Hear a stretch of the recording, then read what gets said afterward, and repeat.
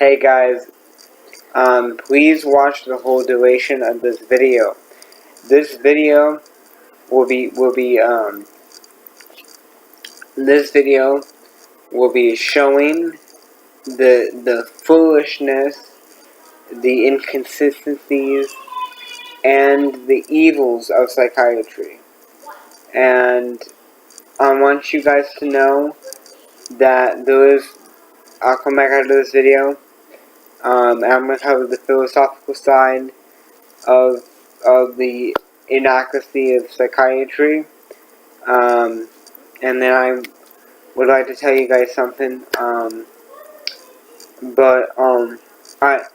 you see that psychiatry is false, I would like to share with you guys the actual, the method that you're going to find your freedom and your cure and your peace and your centeredness of mind.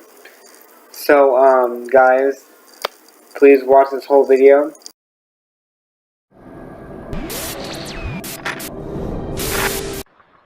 The controversy regarding the myth of mental illness and psychiatry is not about science or medicine, it's about power. When psychiatrists start agreeing with you, well then perhaps you ought to reconsider your position. Something may be wrong. So I'd like to say a few disobedient things, which is especially true because I was trained as a psychologist, and when a member of the profession criticizes its own, it's considered especially sacrilegious. What do we know that is true, that the cult of psychiatry keeps telling us is false? First, the idea that there is a known brain lesion causing mental illness. The truth is, we cannot tell who is mentally ill and who is not by looking at pictures of their brains or analyzing their blood. Psychiatrists had to invent their own book of diseases because pathologists would have nothing to do with them. It's called the Diagnostic and Statistical Manual for Mental Disorders, the DSM, a great work of fiction. What's the difference? What's the difference between the DSM and a scientific book of disease? Every disorder in the DSM is invented. Every disease listed in a pathology textbook is discovered. Real disease is found in a cadaver at autopsy. Mental illness is not.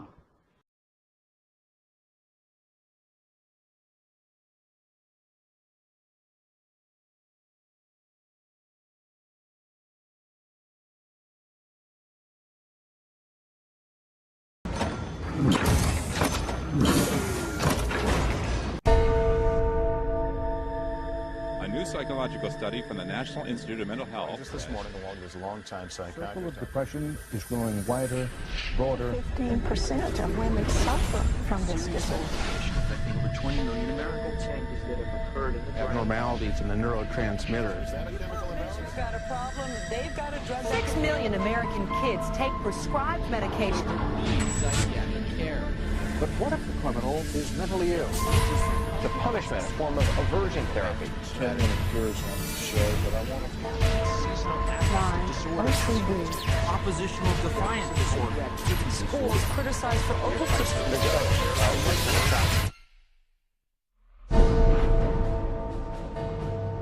Everywhere you look, there it is. Think psychiatry has nothing to do with you? Think again. The whole field of psychiatry has gotten into every facet of your life. They basically believe that everyone is mentally ill. You smoke too much, it's a disease.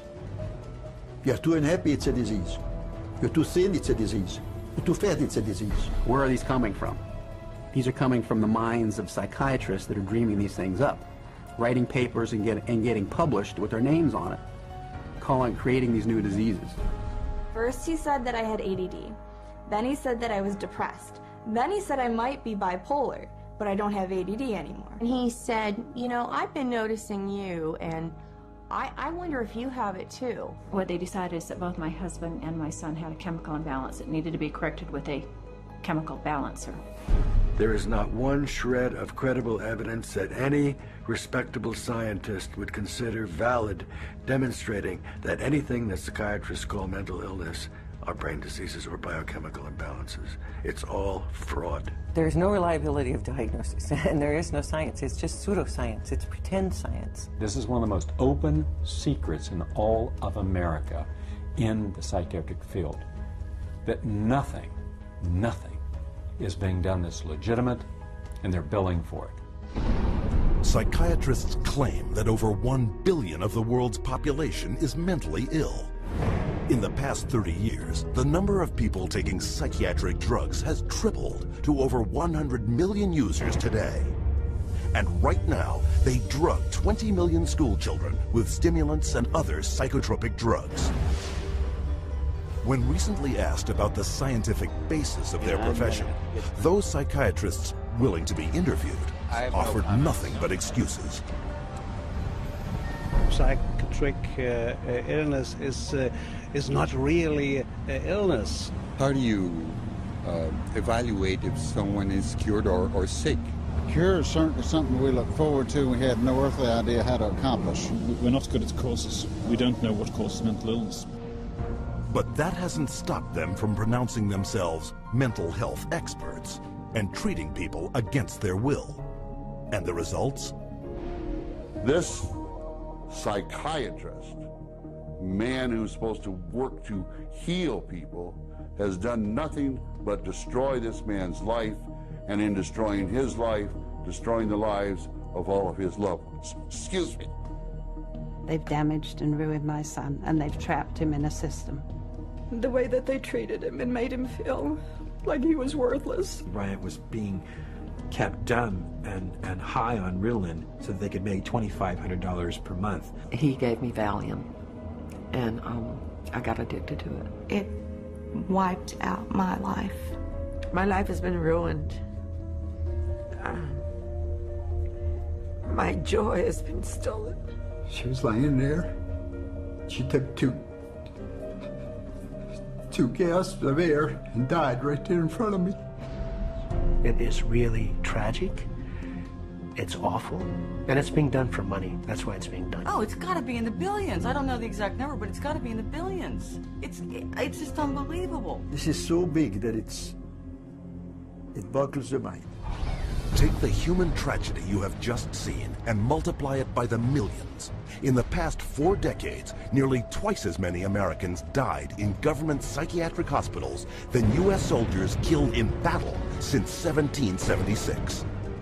U.S. government and private insurance pay out $72 billion every year for psychiatric services, substantially inflating the cost of medical insurance premiums.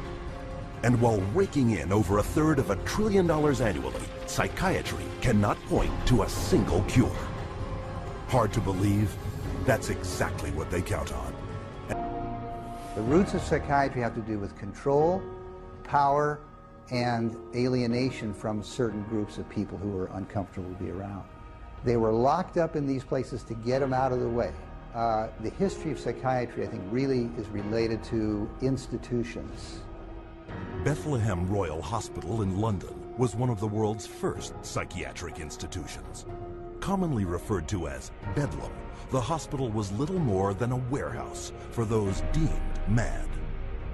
Inmates were confined to cages, closets, and animal stalls, chained to walls, and flogged, while the asylum charged admission for public viewings.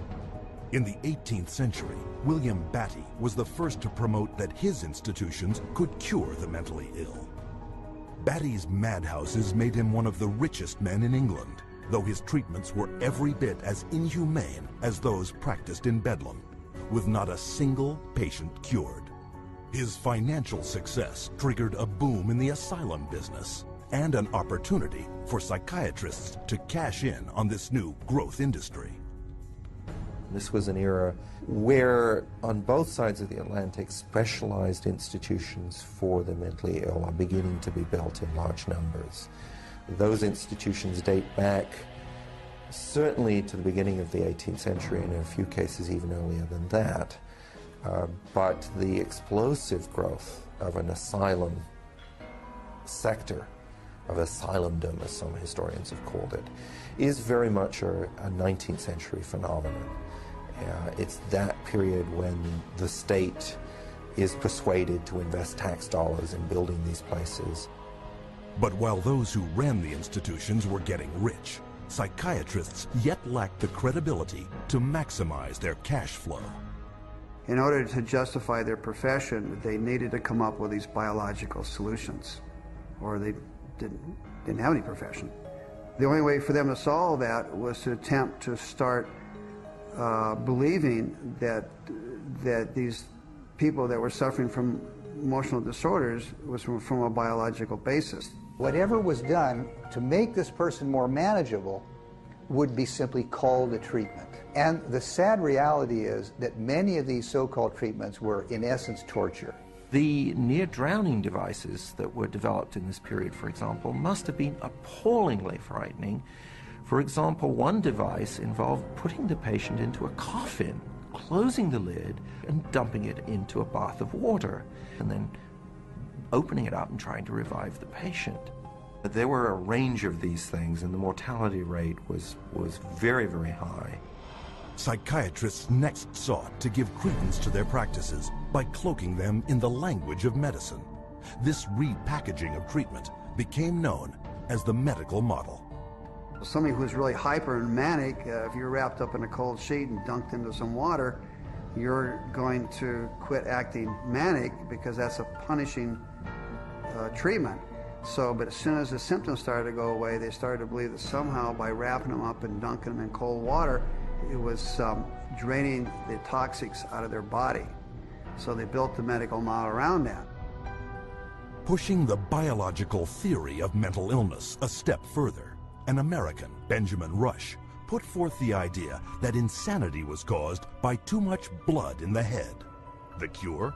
Remove the blood by any means possible. Restraint, cold water, bleeding, even terror. And with that, a new medical model was created. Benjamin Rush was probably the most famous American physician of the Revolutionary era. Rush was known as the master bleeder. He bled his patients for madness. He also invented something called the tranquilizer. It's a chair that looks a little bit like an electric chair. The patient was confined in this apparatus, sometimes with cold water applied to his or her head, for some hours at a time, and Rush announces in a letter that he's invented this new contraption and dubbed it the tranquilizer. Rush's often lethal procedures were detailed in his 1812 textbook, which remained psychiatry's authoritative source for the next 70 years. He was so revered that in 1965, Rush was enshrined as the father of American psychiatry on the seal of the American Psychiatric Association. As the 1800s wore on, psychiatry's mounting failures at curing madness threatened their financial bottom line, forcing them to invent new medical models. The cures promised were not delivered. So by the 1860s and 70s, a growing mood of pessimism was covering Europe and North America, that effectively the new institutions were ever growing in size, but not growing in their effectiveness. The 20th century brought more medical models. American psychiatrist Henry Cotton mutilated his patients by removing their body parts, declaring this a breakthrough in the treatment of mental illness. The earliest target was the teeth and then the tonsils and the sinuses. But when patients didn't get better, the enthusiasts for this treatment then started to move down the body and to say, well, obviously patients have swallowed bacteria in their saliva, so stomachs need to go, spleens need to go, colons need to go. As public outcry escalated over torture and maiming of patients, psychiatrists would invent new methods, each one hailed as the miracle cure. But each one was ultimately proven no more effective nor less brutal than the last. This is a history of psychiatry, more or less, to damage the patient. I mean, this is a version of the original model, which was to chain them like animals. If you're doing it to somebody because you insist that they have to change, and you're going to do that by turning the screws, you might say, whether it's with medication, restraint, whatever, that's torture. And a huge part of what psychiatry has done really comes down to torture. As the 20th century progressed, psychiatry would continue to seek legitimacy by transforming itself into a medical discipline. But they succeeded only in creating more efficient ways of inflicting mental and physical torture and death. A legacy that has carried forward into modern psychiatry, with its most profitable medical model to date, the mass drugging of millions. But to do this, psychiatrists first had to shatter one of mankind's most cherished beliefs, decreeing that people were not what they thought they were.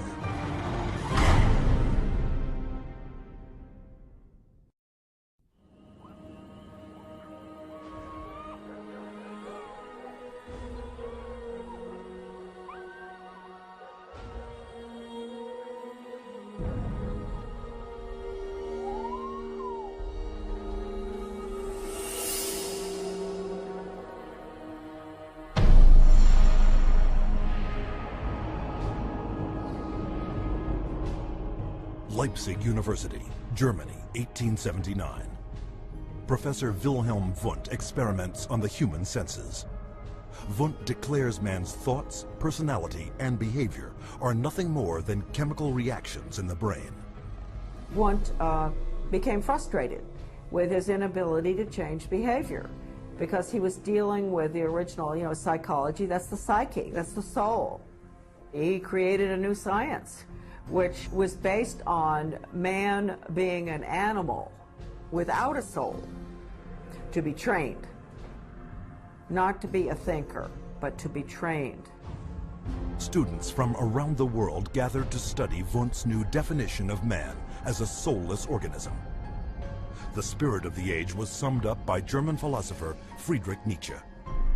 Gott ist tot. Gott bleibt tot. Und wir haben ihn getötet. Following Wundt's theory, a Russian, Ivan Pavlov, conducted animal experiments seeking methods to modify behavior. Pavlov studied with Wilhelm Wundt in Leipzig, Germany, in the late 1800s. And he experimented with dogs with electrodes and stimulus response, denying privileges to denying rewards. And he noticed that when you brought out some food in front of animals, dogs in particular, that they would begin to salivate. So he'd ring the bell at the same time that he brought the food out, and then eventually, instead of bringing the food out, he just rang the bell, and of course the dogs got all excited. He called that a conditioned reflex. Pavlov's first human subjects were children.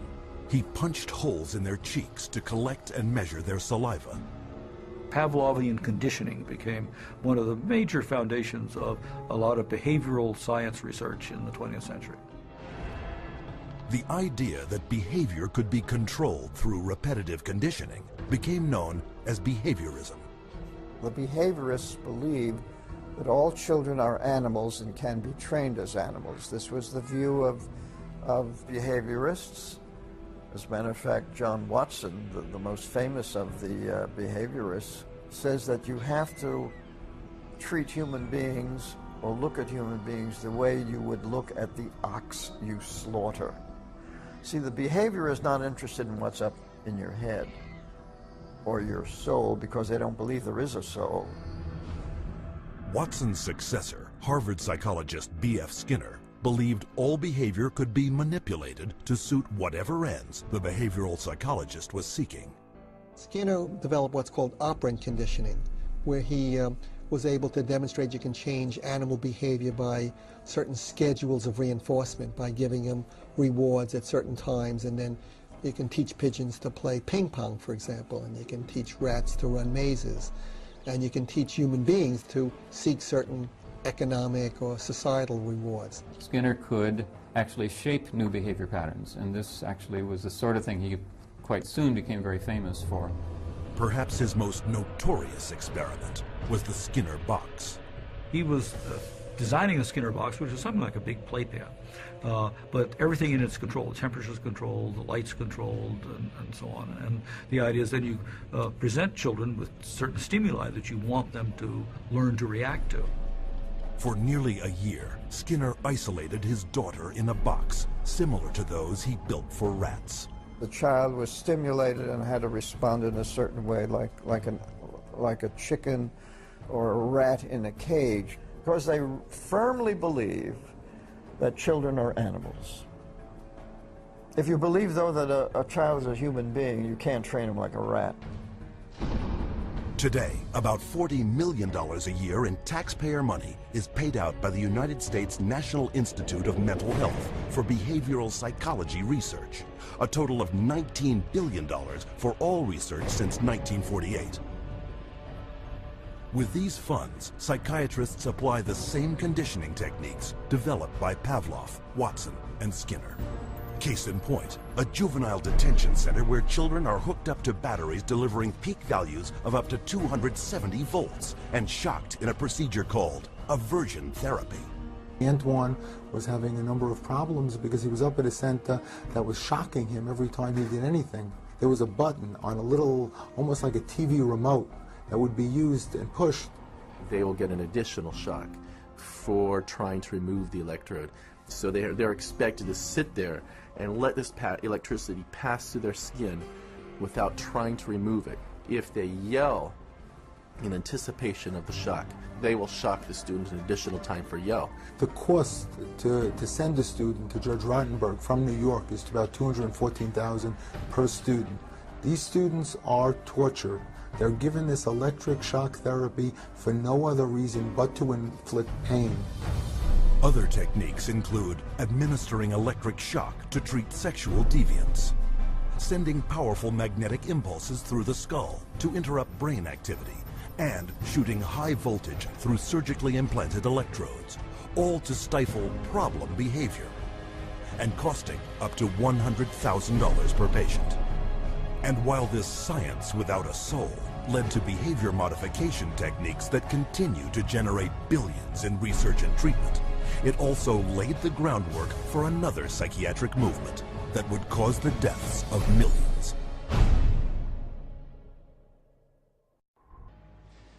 Geisteskrankheit ist als ein Erbübel eine der größten Gefahren für die Volksgesundheit. Irrtum ist, dass sich solche Kranken glücklich fühlen und am Leben hängen. Sie haben überhaupt kein Daseinsbewusstsein. Wer von ihr befallen wird,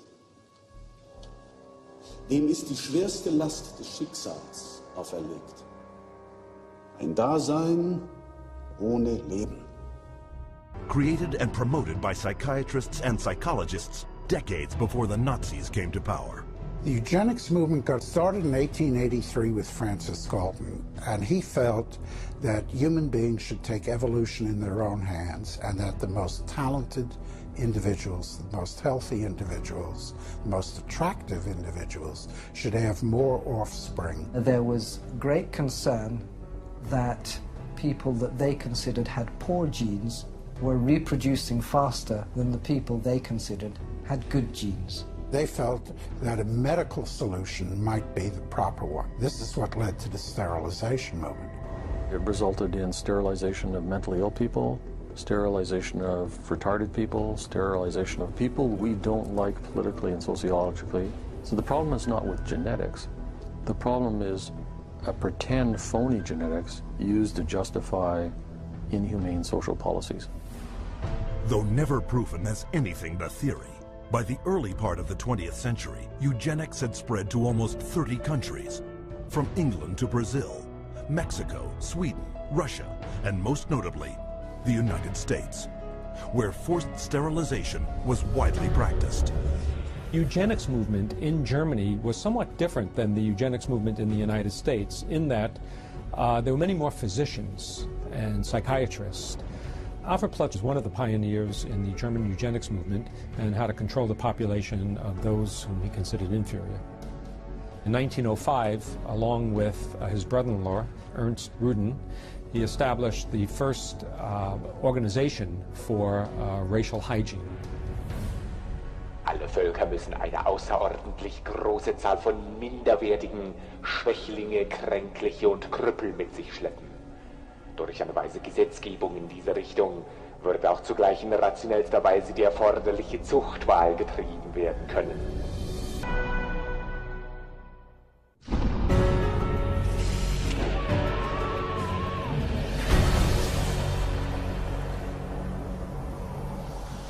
Beginning in the 1920s, psychiatrists embraced a new group of procedures that claimed to work by creating intentional damage to the brain.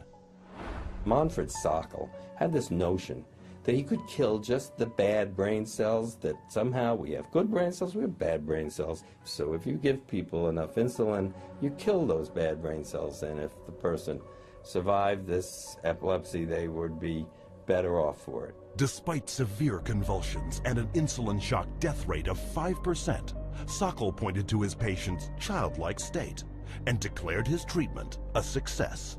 Hospitals built insulin shock wards, and coma therapy became big business. Not to be outdone, Ladislaus von Meduna of Hungary believed he could drive out mental illness by inducing brain-damaging seizures with a drug called metrazole. He noticed his epileptics had no mental health problems, and his mental health patients, his psychiatric patients, seemed to have no epilepsy, and so he thought doing one would obviate the other. The theory was that epilepsy and schizophrenia couldn't coexist in the same brain, and that if epilepsy was induced, that a seizure was caused, it would, quote, drive out the schizophrenia.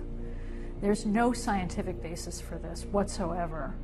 Metrazole was fast and lucrative. In a morning, a single psychiatrist could chemically shock 50 patients into a docile and manageable state.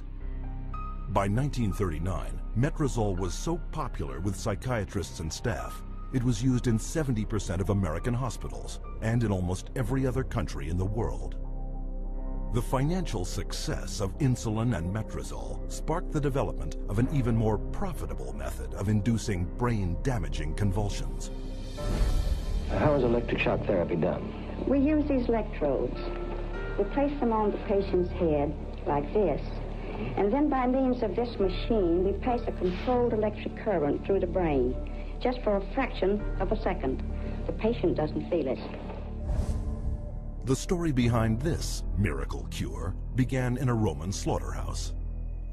In Italy, in 1938, two Italian psychiatrists decided to observe that before slaughtering pigs, in order to make the pigs more docile, they would apply electrodes to their temples that were hooked up to wall current, and that this stunned the pigs, but it didn't kill them, and they could then slaughter them. Well, this gave them the encouragement to try inducing convulsions with electricity.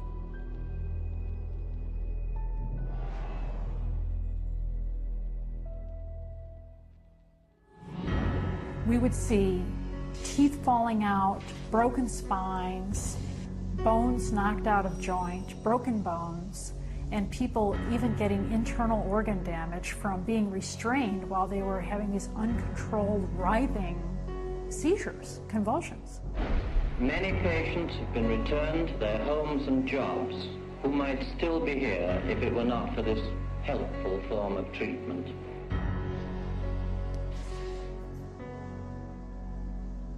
Having successfully sold brain damage as a cure, psychiatrists searched for even more precise ways of targeting the brain. This was jump-started in 1848 when an explosion blew a steel rod straight through the head of Vermont railway worker Phineas Gage.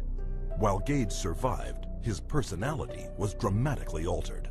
70 years later, Portuguese neurologist Egas Moniz would try to obtain a similar result by drilling into a patient's skull and squirting pure alcohol directly into the brain, killing the tissue of the frontal lobes. Moniz called this new procedure a lobotomy. Dr. Walter J. Freeman would become lobotomy's most infamous practitioner. He discovered he could do it faster without having to drill through the skull. There was no anesthesia, and he would just lift up the eye and stick nothing more than an ice pick right into the brain, right under the orbital bone, and then just rake the thing back and forth until he was satisfied that he had caused enough disruption of brain tissue, and then pull it out. Freeman traveled the country in his lobotomobile, hacking apart his patients' brains on stage, or sometimes right there in the vehicle. And he would pull up and offer lobotomies to people, get referrals from the local doctors, or sometimes people didn't even go through doctors. They'd go right to the lobotomobile, and he would just do the brain-damaging procedure right there. By the time his surgical privileges were revoked after his last patient died on the operating table, Freeman had performed or supervised over 3,500 lobotomies, more than 25% of which, by his own admission, left his patients in a vegetative state. They lobotomized 1 million people in the 40s and the 50s and beginning of the 60s until they came to the conclusion that this was a destructive treatment. But though the stories of miraculous cures were soon exposed as brain-damaging frauds, psychiatrists kept one step ahead, inventing new forms of psychosurgery, passed off as medical advances. I completely shuddered from head to toe. And that's what I heard in my head when he drilled something in my brain. Northwest, actually, was sent to home. I'm sorry I had to do that. Yeah, why did you have to do that? I went, oh, funny, and all. Did you? My head all shook inside. Oh, dear. Oh, my head shook inside. Yes, all right. Everything shook, the eyes, everything, the teeth. Oh, that's well. That was grievous bodily harm done to my brain. And nobody has the right anyway to play God with somebody's brain. The whole operation took about 8.5 hours, and they kept me awake for every second of it, and I remember every second of it. And I still remember it to this day because I have this operation every day of my life. Whether I like it or not, I have it. Psychiatrists still tout the benefits of psychosurgery, a treatment that earns them $53 million annually. But in the wake of lobotomy's tarnished reputation, psychiatrists were quick to push electroshock back into the spotlight. Renaming it electroconvulsive therapy, they now give patients anesthetics to squash their screams and paralyzing agents to avoid watching the writhing of agony. The main misconception that people have about ECT is that it's new and improved. The new and improved refers strictly to these cosmetic improvements because, in fact, they make it easier on the witnesses. The person isn't shaking all over the table. They're paralyzed now. It isn't new, it isn't improved, it is worse.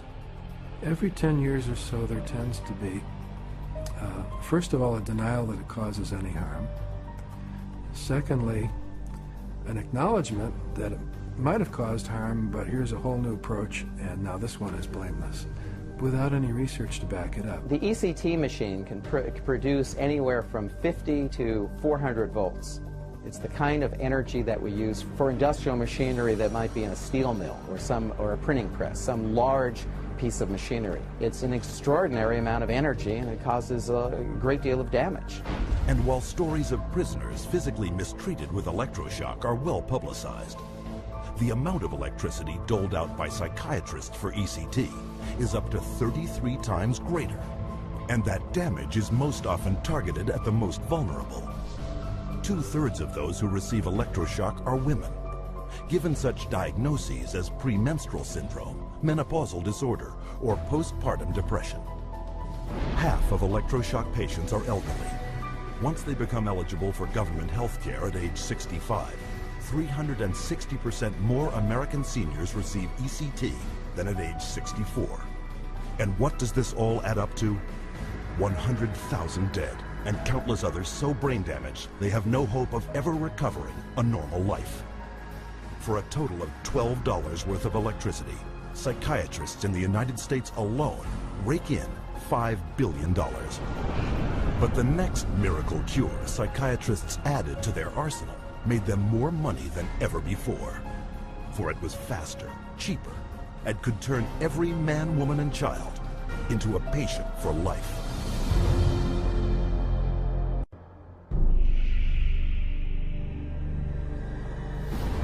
By the early 1950s, psychiatrists discovered their next miracle cure. A chemical originally designed to kill parasites in pigs, their new discovery hindered brain function in much the same way as shoving an ice pick into the eye socket. It was an old treatment in a new disguise.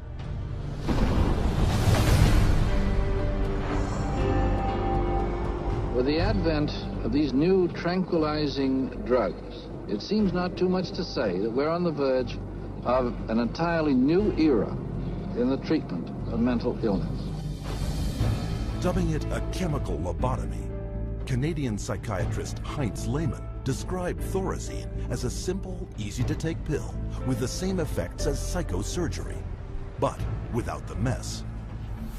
Thorazine provided psychiatry with the entry into mainstream medicine. It had its magic bullet.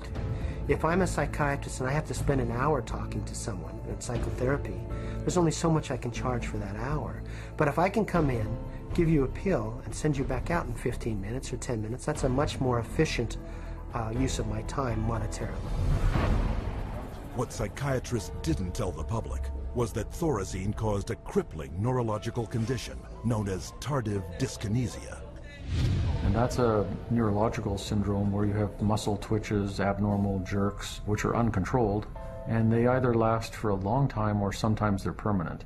So that's very clear, very well recognized long-term or permanent brain damage from these medications.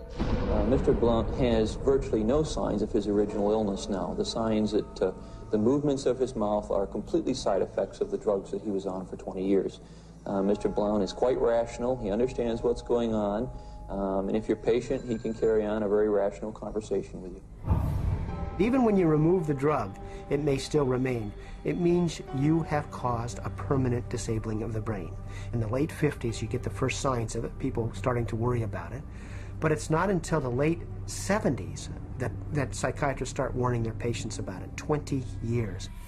Thorazine's manufacturer, SmithKline French, had good reason to keep a lid on the bad news. In the first year alone, SKF saw a more than 500% return on their original investment. With the public and the press kept in the dark about the severe and disabling side effects, prominent doctors and psychiatrists met in Puerto Rico to lay the groundwork for the expansion of psychiatric drugs far into the future. Psychiatrist Dr. Nathan Klein wrote this in the conference's final report. The present breadth of drug use may be almost trivial when we compare it to the possible number of chemical substances that will be available for the control of selective aspects of man's life in the year 2000. Dr. Klein spearheaded a movement flooding new psychiatric wonder drugs onto the global marketplace, backed by a massive publicity machine, spending hundreds of millions of dollars.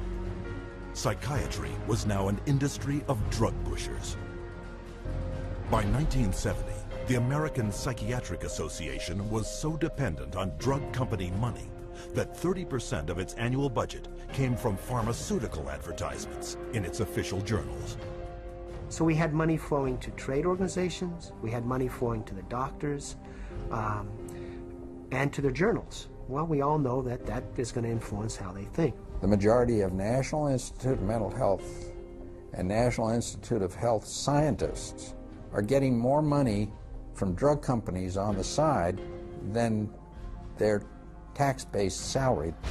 With so much money to be made, all psychiatrists needed was a scientific theory to justify it. Their solution? An official report declaring that all mental problems derive from a so-called chemical imbalance in the brain, requiring drugs to correct. This chemical imbalance is one of the greatest fallacies ever foisted upon patients and the public. There is no chemical test to show an imbalance related to any psychiatric disease, whether it's depression, anxiety, what have you. The chemical imbalance is for the benefit of the psychiatrist. It has to be there so that psychiatrists can treat it. But fraudulent chemical imbalance theories could not hide the mounting evidence of common and terrifying side effects, such as akathisia. Akathisia is like an extreme inner nervous agitation. people describe it as wanting to crawl out of their own skins. And this happens with great frequency, and it is absolutely, totally well understood to be associated with suicide and violence and homicide. After years of these reported side effects and cases upon cases of violence, self-mutilation, and death, in 1991, health experts, legislators, and the public finally forced the FDA to order an investigation. I know with absolute certainty that if Charles had any idea of the side effects of Prozac, he would never have taken it. I had two sons, David Lee, age 8, Billy 16, the wife 20 years, all gone. I'll tell you why. After being on Prozac for 21 days, my wife shot and killed both of these two boys right here. She turned the gun to herself and shot herself twice. I took the 9mm automatic, sat down on the bed, and put the gun to my head. And I blew a 4-inch hole out the back of my arm instead of my head. Thank God I was a lousy shot. Had someone looked further into Prozac, steps could have been taken to avoid it. What was supposed to be an unbiased hearing was a panel of psychiatrists, the vast majority with personal financial ties to pharmaceutical companies. They basically couldn't find an expert, a doctor, a psychiatrist, at a leading medical school who basically in some way or another didn't have a consulting agreement, hadn't taken money from the pharmaceutical companies. I do not find from the evidence today that there is credible evidence to support a conclusion that antidepressant drugs cause the emergence and or the intensification of suicidality and or other violent behaviors. 500 deaths, 33 murder cases, and over 20,000 adverse side effects. Would you like to tell me why this drug is still on the market? Is there an alliance, an unholy alliance between the psychiatric community, the pharmaceutical industry, and the FDA? And the answer is yes. This unholy alliance became all too apparent in 1997, when pharmaceutical companies persuaded the FDA to allow them to advertise directly to the public, with psychiatrists providing medical endorsement. And in just 3 years, sales of psychiatric drugs skyrocketed, almost 2.5 times. When the numbers of violence and suicide victims shot through the roof, public outrage finally forced the FDA to issue warning labels on antidepressants. But by then, 13 years had passed, billions of dollars had been made, and psychiatrists were marketing their next wonder drugs. Over 100 million of the world's population are taking psychiatric drugs, backed up by fake science and endorsed by regulators who are bought and paid for. Their harmful medications gross nearly $80 billion a year. And while psychiatrists were finding a way to diagnose and drug every person on the planet, on another front, they were continuing their assault on our most personal freedoms.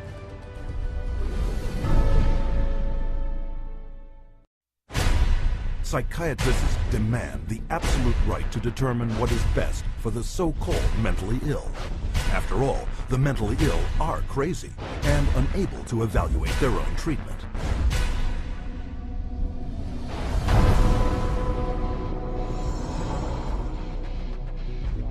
To enforce their authority over others and keep their institutions filled at profitable levels, psychiatrists use a method called involuntary commitment.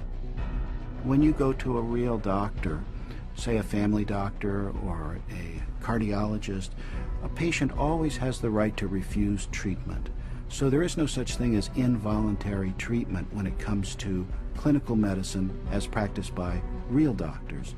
Psychiatrists, of course, believe that people can be treated against their will. In 1956, psychiatrist Winfred Overholser presented a plan to Congress intended to take involuntary commitment to a whole new level. The plan: purchase 1 million acres of Alaskan wilderness, build a huge mental asylum, and change the commitment laws so that anyone could be shipped off with no more than a simple nod from a psychiatrist. The bill sailed through the House of Representatives, but when the public caught wind of the plan, they became enraged, referring to it as Siberia, USA. The bill was quickly struck in the Senate. But while the death of the Siberia bill put a stop to their large-scale plans, involuntary commitment still remained the most effective and profitable method for filling psychiatric institutions. Again, the person has committed no crime and has no trial and is sent directly to a mental hospital, which is really a prison. How many people go to an insane asylum and say, please lock me up? Doctors don't lock up anybody. Psychiatrists lock you up. Even children can be taken from their parents with little legal recourse. They just invaded our home. They came in with officers. Our kids were scared. You know, they come in with a piece of paper and say, you're giving us your kids. And it's like, you know, how can they just come in and do that? She said, you could be arrested for medical neglect. And I said, but how was that when, you know, this is my child? And I see that he doesn't need that much medication. Why would you threaten me with something like that? At 10 p.m., 2 policemen and 2 social workers came to my house and took all 4 of my kids away. Once committed to psychiatric hospitals, patients are drugged and restrained. The more a person objects, the more this objection is construed as symptom of a mental illness. At which point the person would be locked up in restraints. There would be the ankle, the knee, the waist, the head, the wrist, and the shoulder restraints. And if when that process was happening, if there was almost any resistance at all, the person then would be medicated to a point where they would almost be knocked out. We had one case where they actually took a patient in a seclusion room and beat him up. Then they lied about it to the services that investigated. So it's a pretty wide range of abuse issues that we've encountered. Psychiatric staff provoke their patients into violence so they can bill insurance companies up to $1,000 a day for each restrained patient. The patient would resist diagnosis, resist treatment, and also want to leave treatment while they were at the hospital. And invariably, every time, that person's situation would be exacerbated until they were put in constraints and medicated, at which point there would be documented reasons to keep that person in treatment. The burden of such claims is passed directly to the public in the form of soaring healthcare premiums. As for their victims, the experience is traumatic and even lethal. 16-year-old Rochelle Claiborne died in Laurel Ridge's care last August. The state report shows during the restraint, quote, Rochelle stated several times she could not breathe. In almost all respects, the staff behaved appropriately, followed the standards. By taking advantage of weak or vague restraint laws, psychiatrists and their staff are almost never held criminally liable for assault, battery, and murder. He begged me to take him home, take him out of there, that they were treating him wrongly, and he didn't want to stay there. And I got a call that there had been an accident, that they held him down until he couldn't breathe anymore. I wish I would have listened to him, take him out of there before it had happened. And then I miss him every day, and I wish I could have him back, but I can't. To this day, no one has been charged for the child's murder. The elderly are a prime target for psychiatric abuse, with treatment of senior citizens in mental institutions in the U.S. costing private and government insurance $27 billion a year. Unwarranted commitment has occurred that wouldn't have occurred if the people hadn't had insurance. The proof of that pudding is generally in how fast they get out once the insurance runs out. Involuntary commitment is a form of psychiatric slavery, where persons are treated as if they're property and they are deprived of liberty, and people are making money in the process. As long as we have involuntary malhospitality, psychiatry is a prison work. It's a crime against humanity. It is not medicine. Every minute of every day, someone is involuntarily committed to a psychiatric institution. And if you think this is something that can't happen to you or someone you know, think again. Every 75 seconds, someone in America has been committed against their will. And with hundreds of billions of dollars allocated to U.S. hospitals since 1975, psychiatrists have carved out for themselves a lucrative commercial enterprise, hidden behind a dubious interpretation of the law. But all too often, psychiatrists commit crimes too blatant to be ignored.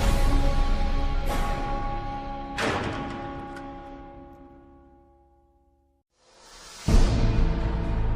The FBI has raided the headquarters of one of the nation's largest operators of psychiatric hospitals. Hundreds complained of overbilling, misdiagnosed conditions, and insurance fraud.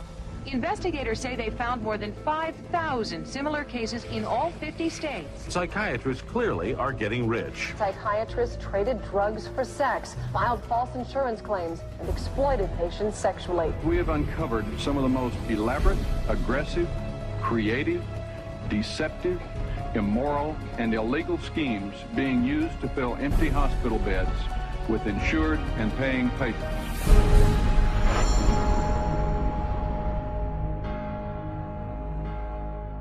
Every psychiatrist takes an oath to follow an ethical code of conduct, to put the care of their patients above all else. But of all medical disciplines, psychiatry has the worst record of fraud and abuse. Psychiatry is almost a license to print money. If a doctor were clever enough, and many of them are, there's no reason that they couldn't make at least $500,000 a year fraudulently and get away with it in psychiatry. I don't purport to have deposed every psychiatrist in Las Vegas. I can tell you for a fact I haven't. Maybe I've deposed half. And by and large, they were a dishonest, deceitful, lying bunch of people. So prevalent are their deceptive and criminal billing practices. Insurance investigators have slang for it, like the California Wave and the $100 handshake. $100 handshake is when usually a patient is institutionalized. Psychiatrist, psychologist will visit that person, shake hands with them, say, hello, I'm Dr. So-and-so, I'm taking care of your problem here, and then leaves. They might have 10 or 20 patients there. They bill an hour for each one, and they might be in the hospital for a total of 30 minutes. So 20 patients, 20 hours, and they'd send the bills off to Medicaid. We see that most of the victims of recovered memory therapy were women who had excellent health insurance, whether it was government insurance or private insurance, because many insurance policies wouldn't pay for this kind of long-term nonsense. So those people were targeted because of the nature of the insurance that they had. Every year, the U.S. psychiatric industry defrauds government and private insurance of $40 billion, using any means possible to deceive the public. There were some advertisements, very seductive advertisements, for people wanting to lose weight and were having problems losing weight. And they would be given, all expenses paid to go to a particular spa. But when they got to this spa and went in and signed in, it wasn't a spa, it was a psychiatric center. And then they couldn't get out. What instead they received massive doses of mind-altering drugs, and they were kept for a lengthy period of time, and their insurance carrier was billed tremendous amounts of money for something that was unnecessary. But their lies go beyond the psych ward and into the courts, where as paid witnesses, they will say anything to collect their fee. A psychiatric expert who will have one opinion in one scenario and a completely opposite opinion in another scenario based on which law firm or governmental agency is paying for his time. The psychiatrist, on one hand, will tell the public that suicide can be prevented, but will go into court and tell a jury that suicide cannot be prevented. And then once you show his prior inconsistent statements, you also show that he is paid very well by pharmaceuticals, then the jury says, you know what, we're not so sure about you because you just lied to us.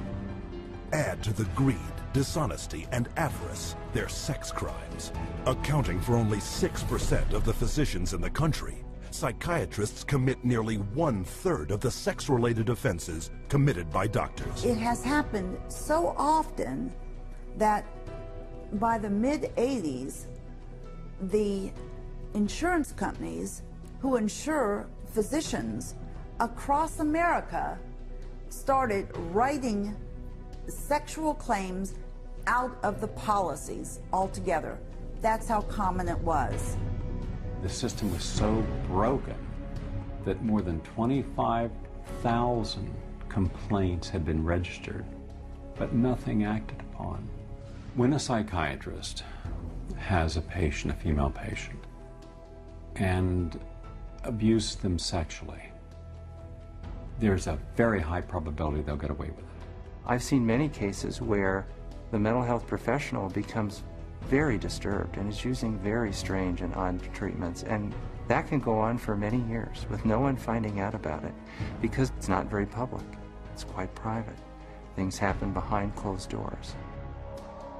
Tragically, their sex crimes often involve children. Case in point, Dr. C. Markham Berry. On the surface, a well-respected member of his community. But all that shattered when he was arrested on child molestation charges.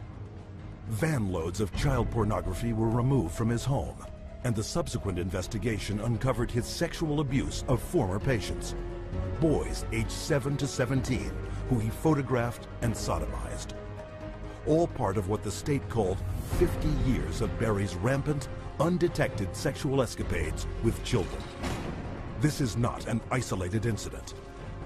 It is the carefully masked character of the members of this profession. In every city, every state, every country, you'll find psychiatrists committing rape, sexual abuse, murder, and fraud. And as you will see, psychiatry's entire credibility depends on the biggest fraud of all.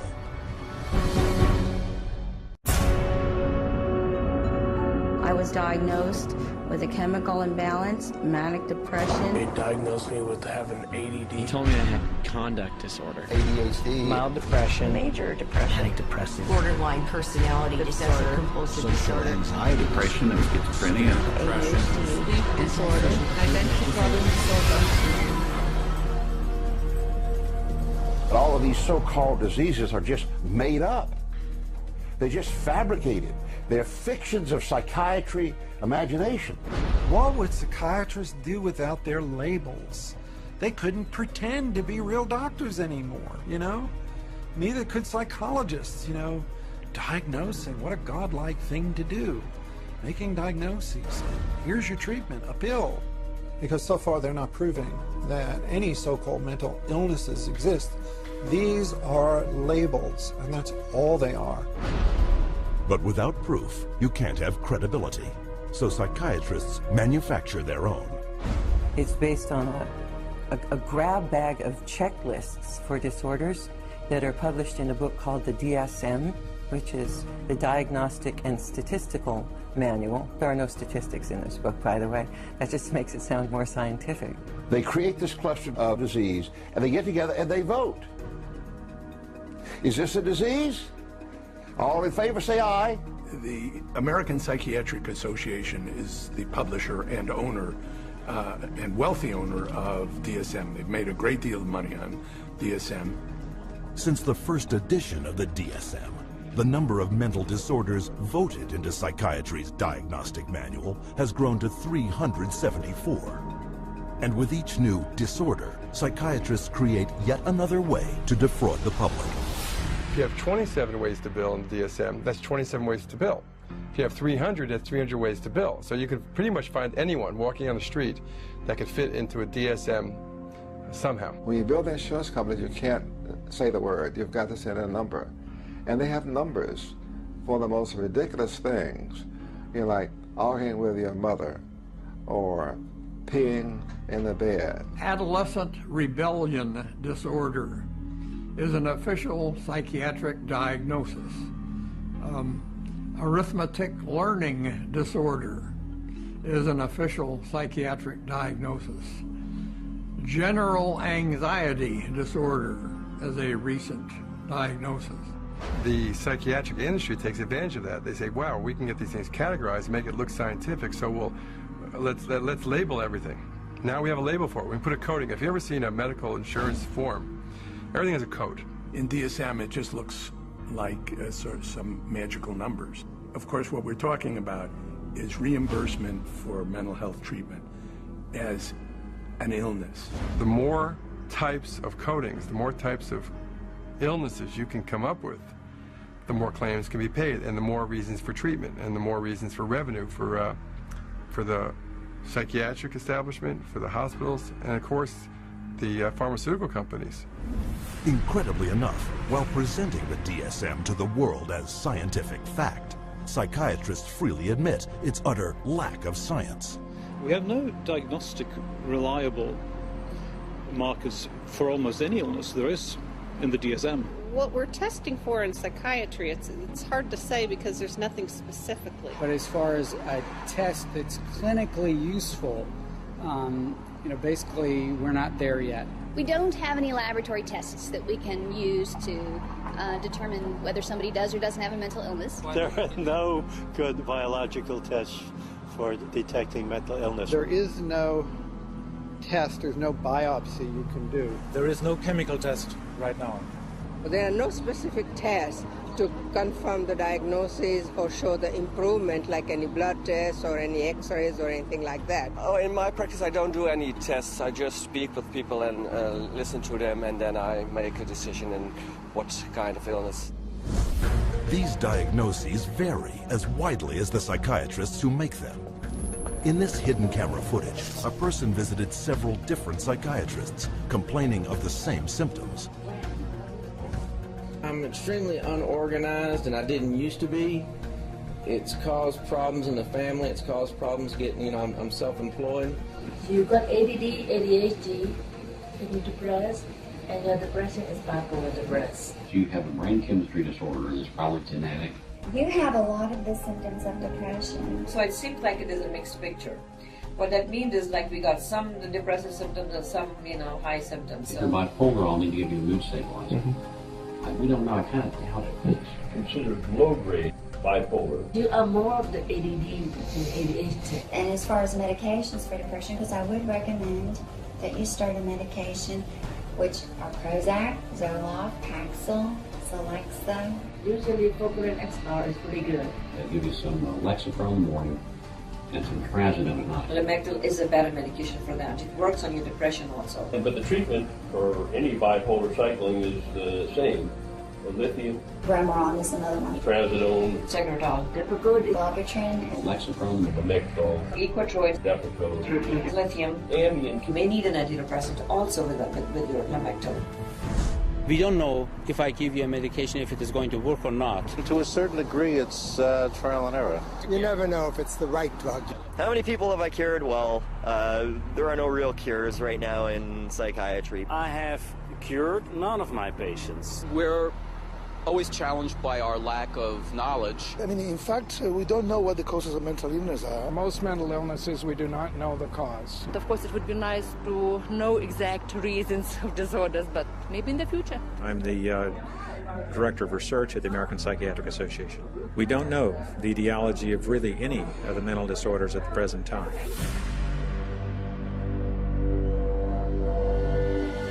DSM-5 is coming out. It's grown to 10 times its original size, and it labels everybody. I could find 5 diagnoses that would fit you or anybody else.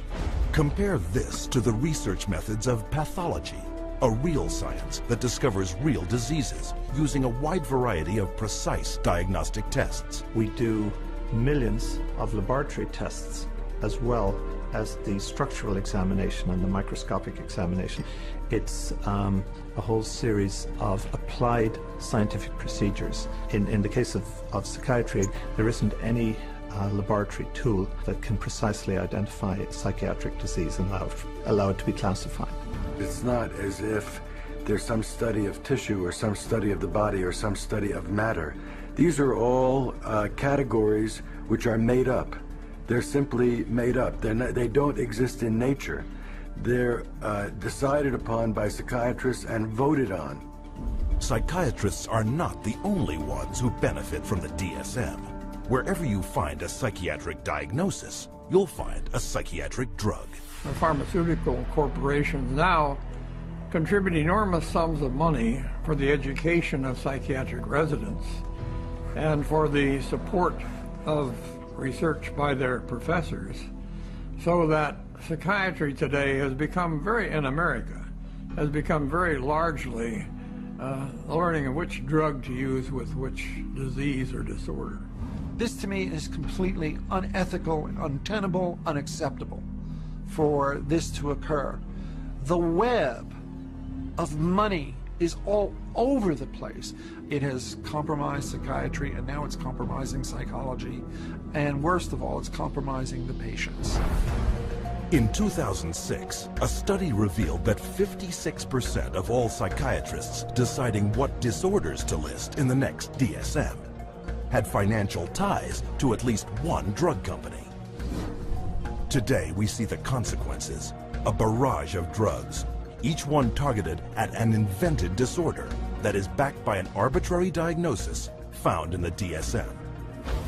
The fact that it is couched in the language of science without necessarily having any of the scientific data or underpinnings to justify it is as threatening as anything we've seen today. And psychiatry's latest and most expensive ploy to fool the public by imitating legitimate medicine? Brain scans. We can scan all the brains we want to. The fact that we see changes in different people's brains, changes in functioning, doesn't mean that we've discovered anything that has its origin in the brain. It just means that we're seeing changes, but it doesn't mean that there's something wrong with the brain. They have no reliable measures about precise blood flow patterns for any of the psychiatric disorders using any of the scans. It's marketing. This is marketing. This is not science. This is incredibly effective marketing. It has nothing to do with science. Psychiatrists and psychologists use the DSM to label 450 million people worldwide as mentally ill. A total equal to the populations of France, Italy, Germany, Canada, Australia, the United Kingdom, and Russia combined.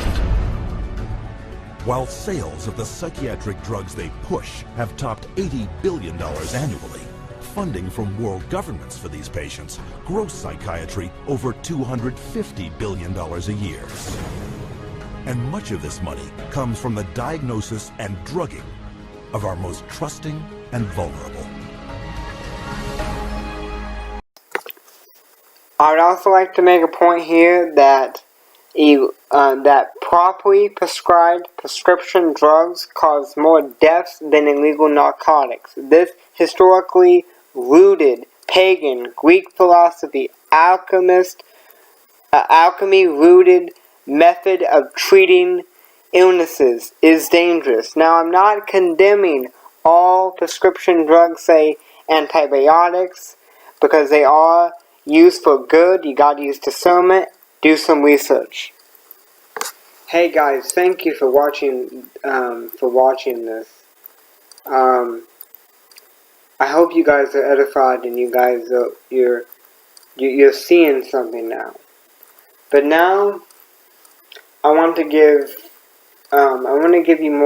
you some more scientific proof to why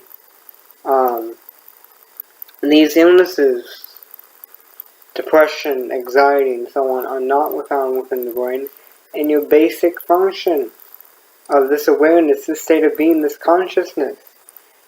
Your consciousness is even said to not be in the brain. Your mind is not within the brain. Now that brings into question, well, if you get injured or your brain gets damaged, injured. If you have a damaged brain, or if you're a vegetable, your emotions or your personality and so on is damaged. But this brings into explaining what's really going on. You have a soul, a psyche, a psyche. The word in psychology, psyche, it studied the soul. This is also the word soul, the word mind. Not the word brain in the Greek, but the word soul. Like, past people that would study the psychology knew there was a soul. This was already known. So you have a soul. We see symbology with this. We see there's an outlet and there's a cord. If your wire, or if your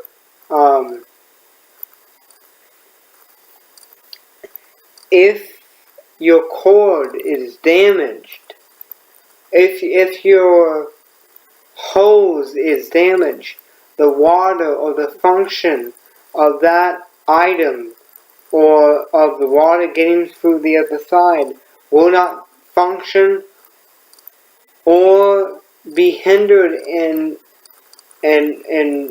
frequent or normal function. It doesn't say it's the way that the outlet is the basis or the hose is the basis, but even the outlet has this electricity has to get you. So the soul is like that. The soul, if what it's trying to get to is damaged, if the connection line to the other side, to your natural body, is damaged, those parts of the soul cannot operate, whether at all or as well. Also, there is spiritual beings, which we're going to talk about, that attach themselves when damage happens to the brain or to the soul,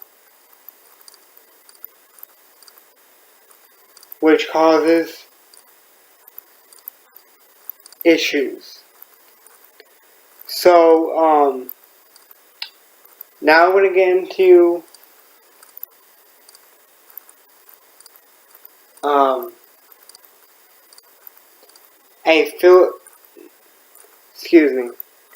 Now we're going to get into a philosophical refutation of psychiatry.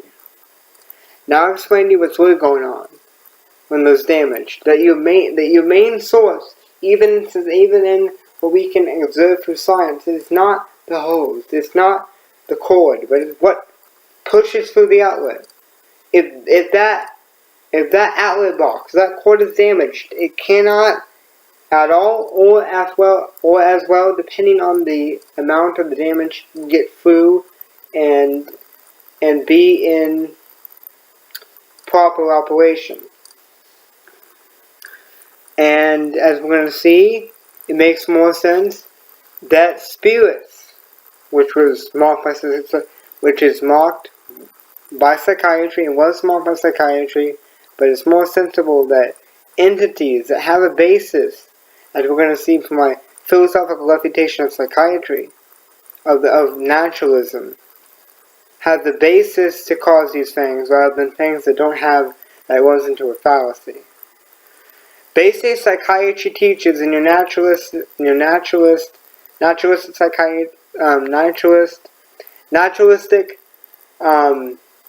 psychiatrist teaches that your thoughts, your imaginations, your personality is the product of chemicals.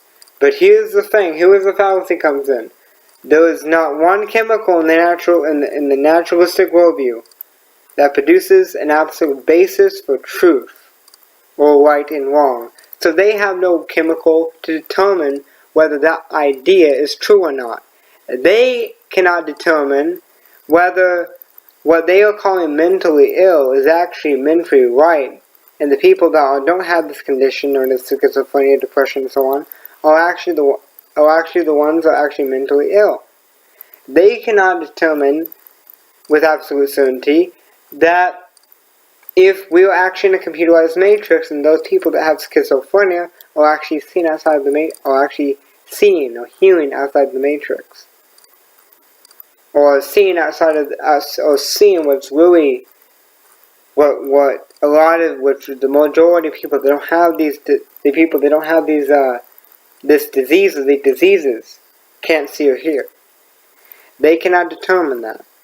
Psychiatry is definitely a philosophical fallacy, and the natural explanation with no backup, with no connecting source, the mainstream natural explanation of these things is a fallacy as well, and doesn't work within logic.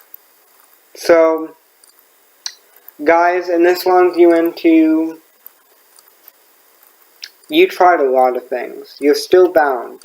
If you're actually wanting to not find religion, but to be changed by God, to have your heart changed, to keep the law. Not be pressured in to keep the law necessarily, but be chained to keep the law. And you're wanting to be set free. You gotta be willing to surrender and repent. And trust the true Jesus Christ, not the American or the mainstream, white, religious, Catholic, whatever Jesus, but the actual Jesus who's living, who changed my life, who's still in the process of delivering me, and has delivered me, and will deliver me, and has delivered other people of depression and so on. The one that can deliver you. The truth is, your condition is spiritual. And there's but one that can actually set you free. And that can give you the cure. And that's Jesus Christ. But then we're going to run into the explanation, well, if you try nutritional therapy, these things can get better. Yes, let's explain that.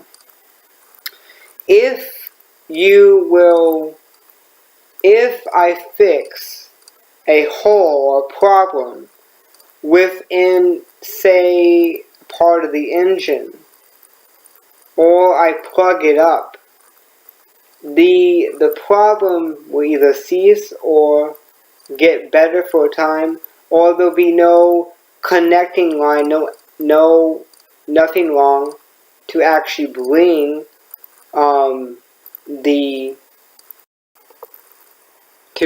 the problem into sight.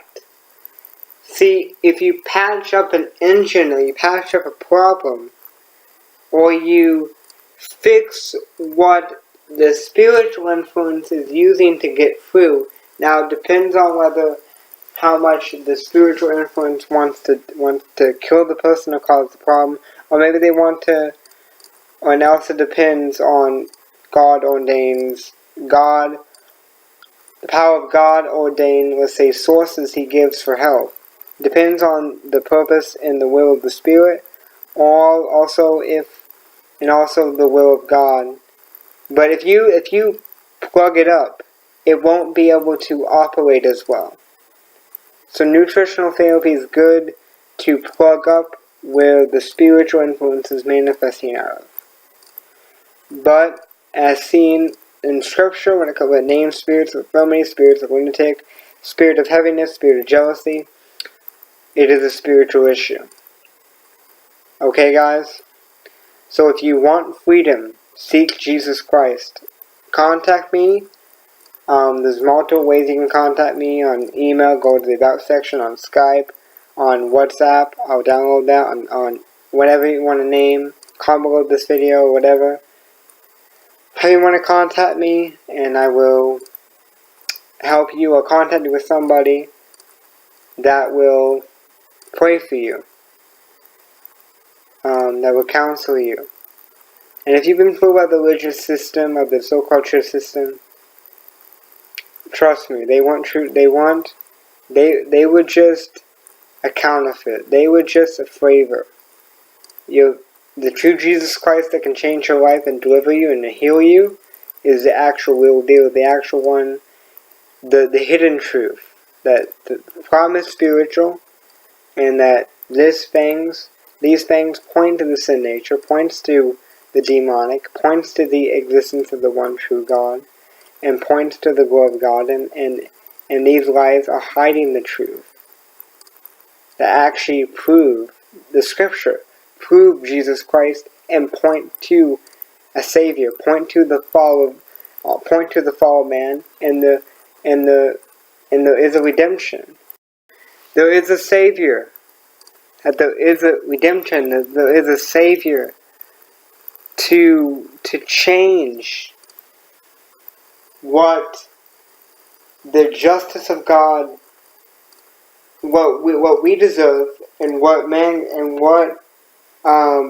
God put on mankind to ultimately bring about the destruction and the the glory of his power and the destruction of the one who justly you reap what you sow, gained the dominion over mankind through the fall of the head domino, Adam, and through for his glory, and to glorify justice and to destroy the one who deceived man.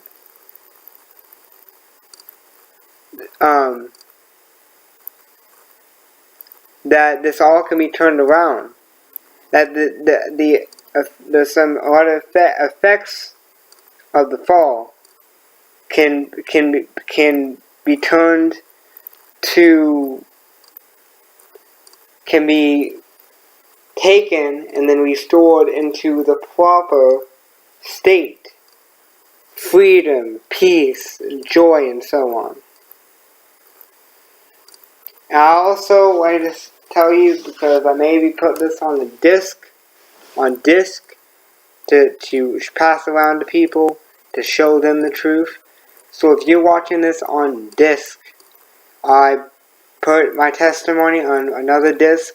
Please watch it, and please check out my YouTube channel and contact me if you actually want freedom and actually are counting the cost to be a disciple of Jesus Christ.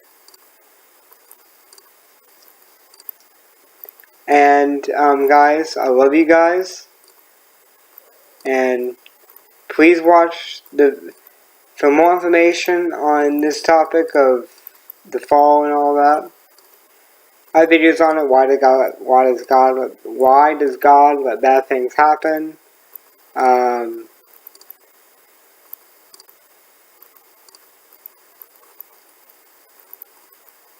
I'll put links below this video of videos I've done on this topic.